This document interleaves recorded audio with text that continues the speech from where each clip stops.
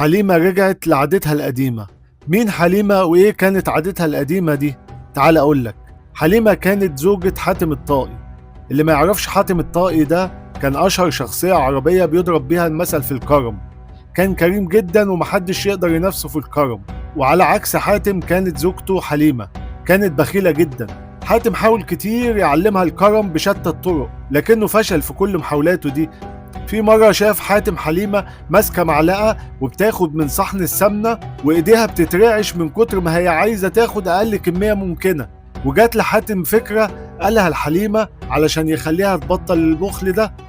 قال لها تعرفي إن القدماء كانوا بيقولوا كل ما تحط سمن كتير في الأكل كل ما عمرك يزيد. طبعا هو بيقول لها كده علشان تبطل بخل. عجبت حليمة الفكرة ونفذتها وفعلا الأكل عجبها جدا وعجب الضيوف. ومن هنا اتعودت حليمة على الكرم ونسيت البخل خالص.